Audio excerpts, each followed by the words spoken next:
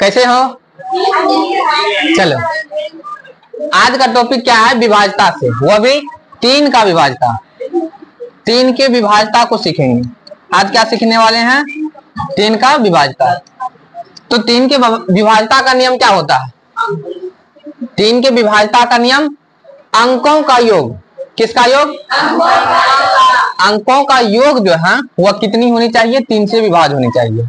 अंकों का योग भाग लगनी चाहिए योग में 3 से, या नहीं तो यानी कि अंक जो है, अंक यदि 3 का गुणांक हो, यानी अंक में 3 से भाग लगे तो उसे हम छांट सकते हैं, ठीक ना। एग्जाम्पल के तौर पर 2 3 1, तो इसमें 3 से भाग लग रहे हैं, इसे गिनने की जरूरत नहीं, अंकों में नहीं जोड़ेंगे। 2 1 3 यानी छांट सकते हैं, 3 छट गया 3 छट गया, यानी 0 हो गया ना, तो इसमें भाग लग जाएंगे। तो ठीक इस तरह से ये 2 नियम के थ्रू जो है ना 3 के विभाज्यता नियम को क्रॉस करेंगे, यानी पार करेंगे। ठीक, चलते हैं मैथ की तरफ। मैथ की दुनिया में चले। हाँ, पहला क्वेश्चन है कि निम्नलिखित में से कौन सी संख्या, निम्नलिखित में से कौन सी संख्या जो है वह 3 से विभाज्य नहीं है, यानी 3 से विभाज्य नहीं है। इसका मतलब यह है कि इसमें से किन्हीं 3 वो जो है ना 3 से विभाज्य है और एक ऐसा है जो 3 से विभाज्य नहीं है। तो जांच कर ले क्या? तो सबसे पहले अंकों का योग करें तो 4 3 7 7 14 1 15 6 21। क्या 21 में 3 से भाग लग रहे हैं? 3 7 21, यानी इसमें भाग लग जाएंगे। दूसरा ट्रिक से जांच करना है तो ऐसे 3 कट गया 6 कट गया, 7 4 11 11 7 18, 18 में भी भाग लग रहे हैं ना, यानी इसमें भाग लगेंगे। दूसरा 4 3, या नहीं तो 3 काट दीजिए 3 काट दीजिए, 8 4 12 भी कट गए क्योंकि 12 में 3 से भाग लग रहे हैं। क्या 7 में भाग लगेगा? ये भाग नहीं लग रहे हैं। अब दूसरी क्वेश्चन 3 3 कट गए 6 कट गए, 4 2 6, 6 में भाग लग रहे हैं क्या? इसमें भी भाग लग रहे हैं। और यहां से 3 कट गए 8 4 12, 7 2 9 में भाग लग रहे हैं, तो यह संख्या में भी क्या होगा? भाग लगेंगे। तो इसमें क्या पूछ रहा था कि कौन सी संख्या में 3 से विभाज्य नहीं है, तो वह सही आंसर क्या आ रहा है? बी, यानी इनका करेक्ट आंसर। समझ में आए हैं क्या? अगला क्वेश्चन देखें। चलिए, इनमें क्या है कि 8 6 y 5, 8 6 y 5 3 से क्या है? पूर्णतः विभाज्य। 3 से क्या है? 6 तो हट ही गया, 8 6 14, यानी कि 14, इसमें भाग दे देते हैं तो 3 से कितना हो गया? 12, 12 घट गया, यानी 12 भाग लग जाएंगे ना। कितना बच जाता है? 2 बच जाता है, रिमाइंडर में 2 2 प्लस जमा में y, और उड़ना चाहिए क्या? 3 से विभाज्य। कितना से विभाज्य? अब 3 से विभाज्य होने के लिए यहां पर क्या दे सकते हैं? 2 1 3 नहीं दे सकते हैं, 1 होनी चाहिए तब ये 3 से विभाज्य हो जाएगा, या नहीं तो 4 होनी चाहिए, या नहीं तो 7 होनी चाहिए। ये तीनों आंसर में आएंगे। लेकिन यहां पर एक रखा गया है न्यूनतम मान। कौन सा मान? न्यूनतम का मतलब क्या होता है? छोटा सा मान। तो इन तीनों में कौन छोटा है? 1, तो इसका सही आंसर क्या होंगे? 1, ऑप्शन नंबर सी। कोनो दिक्कत? अगला सवाल को देख ले क्या। ए का हुआ न्यूनतम मान ज्ञात कीजिए। कौन सा मान? न्यूनतम मान। सबसे छोटा वैल्यू ज्ञात करके दिखाना है।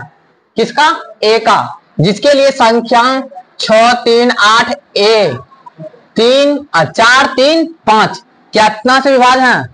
3 से पूर्णतः विभाज्य है। तो बताइए ए का सबसे छोटा वाला मान ज्ञात करना है। तो यहाँ पर हम संख्या को लिख लेते हैं, 6 3 8 ए 4 3 5। बताइए 6 कट गया क्या? 3 से विभाज्य। इसमें 3 कट गए ना, 3 से भाग लग रहे हैं, फिर 3 कट गए, 8 4 ये भी कट गए, और 5 बचे क्या?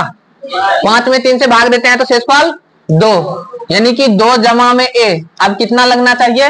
भाग 3 से। तो 3 से भाग लगने के लिए यहाँ पर ए का वैल्यू 1 रखेंगे तो 3 से भाग लगेगा, 4 रखेंगे तो 4 2 6, फिर या नहीं तो 7 रखेंगे, तो ये तीनों मान आ रहा है ना। तो क्या पूछ रहा है? ए का मान न्यूनतम या अधिकतम? तो न्यूनतम कितना है? एक। ऑप्शन में है क्या? Option number B. समझ में आ रहे हैं? अगला प्रश्न देखे क्या? चलिए, तो संख्या दिया गया है कि 7 1 यानी 7 1 5 बी और 4 2 3 2 4 3 से पूर्णतः विभाज्य है, तो बी का स्थान पर सबसे बड़ी पूर्ण संख्या ज्ञात कीजिए। कौन सी संख्या? सबसे बड़ी पूर्णांक ज्ञात करना है, पूर्ण संख्या। तो 7 1 5 बी और 4 2 3 2 4 छाटिए। 5 1 कट गए ना, 3 कट गए, 4 2 6, 6 में भी भाग लग रहे हैं, 4 2 6, यहाँ 7 बच गए हैं क्या? 7 में 3 से भाग देंगे तो रिमाइंडर कितना? 7 में 3 से भाग देने के बाद रिमाइंडर कितना? 1 बचेगा ना। 3 2 6, 1 बच गए। 1 प्लस जमा में बी बराबर कितना पूर्णा चाहिए? 3 से विभाज्य। तो 3 से विभाज्य होने के लिए 3, तो यहाँ पर क्या रखेंगे? 2, तब ना 3 पुड़ेगा। यहाँ पर फिर 3 से विभाज्य होने के लिए 5, तब ना 6 पुड़ेगा।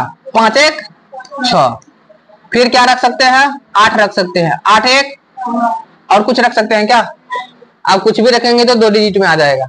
अब यहाँ पर हम ये तीनों वैल्यू में से क्या आ जाए, क्या होगा? न्यूनतम पूछ रहा है या अधिकतम पूछ रहा है? सबसे अधिकतम मान, तो अधिकतम मान कितनी? 8। ऑप्शन नंबर बिहार वाला भी है, कोनो दिक्कत? नेक्स्ट सवाल देखे क्या?